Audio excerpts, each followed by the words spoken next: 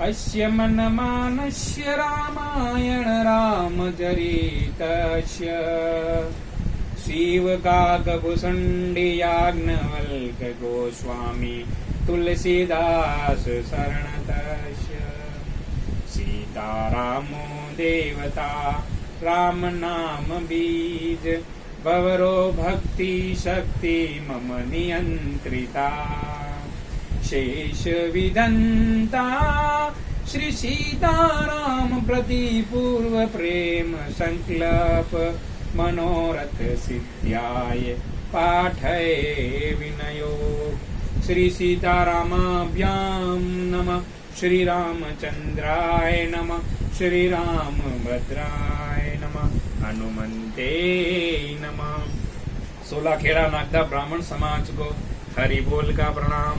मेरे गुरुदेव को नमन करते हुए मेरे मुखार बिंदों से इन शब्दों का संबंध करने जा रहा हूँ सोलाखेड़ा समाज से। आज बात करने जा रहे हम रामायण की, जो आज इस वीडियो को आप संपूर्ण 16 सागर की हर बूंदों को देखना है। ये वीडियो हमारे समाज हित के लिए, एक जागरूकता के लिए वीडियो है, जो आज आप इसे देखिए।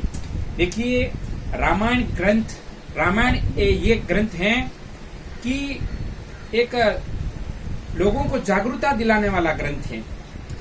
कि जैसे हम लोग सुबह उठने के लिए घड़ी की बेल लगाते हैं, तो जैसे ही समय के ऊपर बेल बजती है और उस बेल को फिर से हम उठ के एक बार बंद करके फिर सो जाते हैं, मगर ऐसा नहीं। आपके जीवन में अगर रामायण का ग्रंथ और रामायण अगर पल्ले पड़ गई तो रामायण 3 काम, ये 3 का संबंध, त्रिवेणी संगम जो है 3 काम जरूर करती है, 3 कार्य करती है रामायण। पहला कि आपको सोए हुए समाज को जगा देना रामायण का पहला कार्य है। जागे हुए इंसान को फिर सोने नहीं देना, ये दूसरा कार्य है। और जो उठ कर बैठ गया हो उसे अपने कार्य की ओर भगा देना, ये रामायण का तीसरा कार्य है। जिसके जीवन में रामायण पल्ले पड़ी के 3 कार्य आपको जरूर कराएगी कि सोए हुए समाज को जगा देगी और जागा हुए समाज को कभी सोने नहीं देगी, और जाग कर बैठा है उसे अपने कार्य में दौड़ा देगी। ये है राम कथा। राम कथा की आइए आज माताओं के बारे में जानते हैं कि आप दशरथ की पत्नियों को कभी पत्नियां मत समझिए, अयोध्या की रानियां मत समझिए और रामायण की कहानियां मत समझिए। तो आइए, ये है कौन? ये हमारे समाज में त्रिवेणी 3 नदियां हैं, जो एक नदी बहती है आजीवन, आदि अनंत काल तक बहती हैं, और एक नदी कहती है, और एक नदी हरदम सहती है दुख, बस कब बारिश होए और उसका मैं आनंद लूं। तो आइए हम सोचते हैं क्या नदियां क्या कहती हैं। माँ कौशल्या, ये ऐसी नदी हैं जो हरदम समाज में बहती रहती हैं। माँ सुमित्रा, ये ऐसी नदी हैं जो समाज में लबालब भरी रहती हैं कि हे समाजवासियों, आओ पानी पीजिए, जल पीजिए, पेड़ पौधों को पानी पिलाइए, पक्षियों को पिलाइए, मुझे सेवा करने का मौका दीजिए। ये है सुमित्रा माँ, जो सेवा का प्रतीक है। और एक नदी जो हमेशा सुखी रहती है, सिर्फ लाभ का प्रतीक है, अर्थ का प्रतीक है, वो है कैकेयी माँ, जो हमेशा बस लाभ के बारे में सोचती है, अर्थ के बारे में सोचती है कि कब बारिश होए उसका मैं आनंद लूं। और माँ कौशल्या जो आदर और भाव का प्रतीक है, आदेश का प्रतीक है कि बेटा जाओ तुम्हारे पिता के आदेश का पालन करो और समाज की सेवा करो। जो हमारे आदरणीय पूना शंकर जी साहेब और हेमंत जी जोशी साहेब, ये राम और लक्ष्मण की तरह हैं। ये समाज, सोलाखेड़ा समाज क्या है? माँ बाप का स्वरूप है। और जब माँ बाप आदेश देते हैं कि बेटे जाओ इस सोलाखेड़ा समाज में करो सेवा, और ये जो राम और लक्ष्मण के रूप में पूना शंकर जी साहेब और हेमंत जी जोशी साहेब अपने सानिध्य उस सेवा के मौके पर माँ का आदेश मानकर निकल जाते हैं सेवा करने। फिर सेवा करने में जाएंगे, न जाने कितनी ताड़का आएगी, न जाने कितनी अहल्या आएगी, न जाने कितने धनुष तोड़ने पड़े, न जाने कितने सुबाहु आएंगे, कितने मारीच, खरदूषण, रावण कितने आएंगे, मगर सबका अपनी समझ से अपनी समस्या का समाधान करते हैं माँ कौशल्या का आदेश मानकर। कौशल्या आदेश का प्रतीक हैं।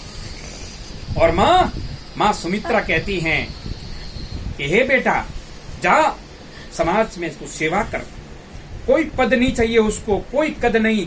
माँ कौशल्या सेवा का प्रतीक है, जो जाओ सेवा करो।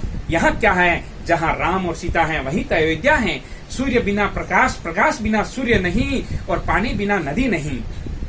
तो यहाँ क्या है, यह अयोध्या नहीं है। जाओ तुम राम और सीता की सेवा करो। ये माँ सुमित्रा कहती हैं अपने बेटे को कि जाओ तुम्हारे माँ बाप वही हैं, सेवा करो। जो हमारे पूना शंकर जी, हेमंत जोशी साहब के जो सानिध्य में जो टीम रहती है ना, वो टीम सुमित्रा जी के आदर्शवादी टीम है, जो अपने निस्वार्थ सेवा में गांवों में फैल के वो काम करती हैं। इसलिए कौशल्यावादी विचारधारा वो हमेशा रखनी चाहिए, और सुमित्रावादी विचारधारा हमेशा रखनी चाहिए। और ये केकई वाली विचारधारा सिर्फ लाभ का प्रतीक है, सिर्फ अर्थ का प्रतीक है कि बस हमें पद मिले, हमें कोई पद मिले तो ही हम समाज की सेवा करें, अन्यथा हम नहीं करें। और जो कौशल्यावादी विचारधारा और सुमित्रावादी विचारधारा के लोग हमारे समाज में रहने चाहिए। ये केकई वाली विचारधारा के लोगों को ये चबूतरे से लेके चौराहे तक, चारपाई से लेके चटाई तक, जहां भी बात होती है, इन केकईवादी विचारधारा वाले को लोगों को दबाओ उसी समय, क्योंकि ये हमारे सोलाखेड़ा समाज को हेल्प नहीं करते हैं, ये मदद नहीं करते हैं। ये जहां कहीं भी मीटिंगें होती है ये अटेंड नहीं करते हैं, और मीटिंग खत्म होने के बाद फिर ये शाम को अपने घरों से निकल कर आते हैं। आज क्या हुआ, समोसा खा लिया और चाय पी ली, निकल गए, समाज वाले आए।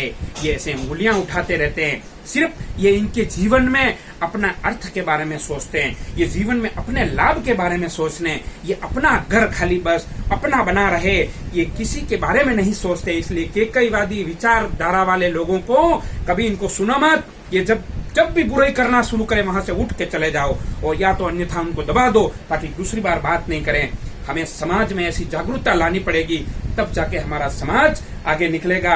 अन्यथा इन केकईवादी विचारधारा को हम सुनते रहेंगे तो समाज में कितनी मीटिंगें हो जाए, ईटिंगें हो जाए, सेटिंगें हो जाए, कुछ काम नहीं आएगी। मेरा कर्तव्य, आज मेरे गुरुदेव ने जो मुझे पद दिलाया है, उस पद के मैं तो लायक नहीं हूँ। मेरा पद तो इतना बड़ा है कि मैं जिन महामंत्री का, मैं विश्वामित्र जी जो पद दिया उनका मैं शिष्य कहलाया हूँ, ये मेरे लिए सबसे बड़ा पद है। पर फिर भी मेरा सनातन धर्म के प्रति मेरा जो एक कर्तव्य होता है कि राम कथा के कुछ शब्दों को और कुछ को ऐसा खुलासा किया जाए, और हर संडे आपको कुछ न कुछ मेरी ओर से मेरे गुरुदेव का आशीर्वाद लेकर आप तक जानकारी पहुंचाई जाए। इसलिए हमें कौशल्यावादी विचारधारा के साथ चलना है, हमें सुमित्रावादी विचारधारा के साथ चलना है, और हमें केकईवादी विचारधारा को वहां दबाना है। देखिए, 4 बातें ध्यान रखिए। जोगी हमेशा चलता रहे, जोगी हमेशा रमता रहे, और पानी हमेशा बहता रहे। पानी कभी भी जमा नहीं होना चाहिए, पानी बहता रहे। जोगी चलता रहे, पानी बहता रहे, और ज्ञानी हमेशा कुछ न कुछ कहता रहे, और धनी हमेशा कुछ न कुछ समाज को देता रहे। इन 4 चीजों को कभी भी आप ध्यान रखिए। संत कभी भी एक जगह बैठना नहीं चाहिए, कभी मत बैठने दो, और पानी को कभी जमा मत होने दो, बहने दो उसको। और ज्ञानी आदमी को हमेशा कुछ न कुछ कहते रहना चाहिए। और अगर आपके पास धन है तो आइए ना, आइए आपातकालीन सेवा में दे दीजिए थोड़ा। अरे क्या 100 रुपया आप मजाक लगाए, हर महीने नहीं लेंगे हम आपसे, एक ही टाइम ले रहे हैं। कम से कम 500-1100 रुपया दीजिए। जिनके पास धन है उसका सदुपयोग कर दीजिए, आपातकालीन सेवा में लगाइए आप धन है तो। अन्यथा वही धन हमारी पीड़ा के द्वारा निकल जाएगा, कुछ अनर्थ होनी। भगवान श्री कृष्ण ने गीता में कहा है, अनासीत कर्म फल कार्य कर्म करोति च संन्यासी च योगी नित्य नरकीय सक्रिय। अनासित कर्म करके फल कमाओगे, न तो ब्राह्मण को छोड़ूंगा, न साधु को, न संतों को छोड़ूंगा, किसी को नहीं छोड़ूंगा। इसलिए सही कर्म करो, और उस सही कर्म करके सदुपयोग कर दो समाज में, सोलाखेड़ा समाज में। हरि बोल। अपने शब्दों को विराम देता हूँ। आदरणीय पूना शंकर जी साहिब, हेमंत जी जोशी साहिब और मेरे गुरुदेव विश्वामित्र जी को प्रणाम करते हुए, सभी समाज को नमन करते हुए अपने शब्दों को विराम देता हूँ।